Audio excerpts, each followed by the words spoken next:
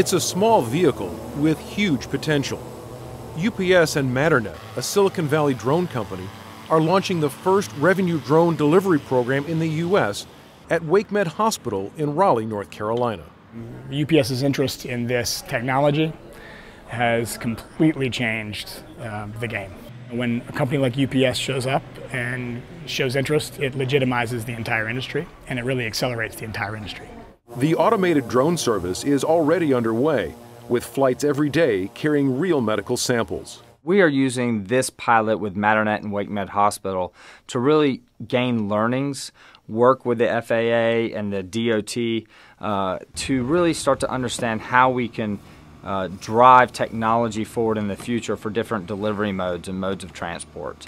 Monitored by a trained drone pilot, the M2 drone can carry a 5-pound payload more than 12 miles.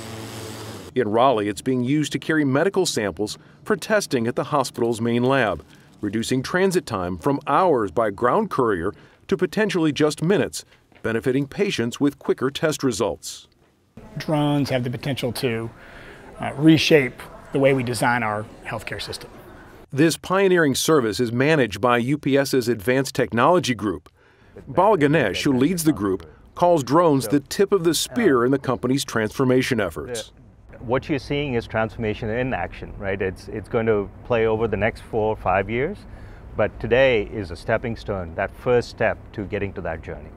The initial service involves short hops between 2 buildings on the WakeMed campus, but as the project advances, drones will connect the hospital with other WakeMed medical facilities miles apart.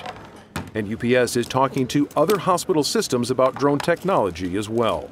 Drones are the latest innovation by a company that has been evolving for almost 112 years. Ganesh says UPS founder Jim Casey would be proud.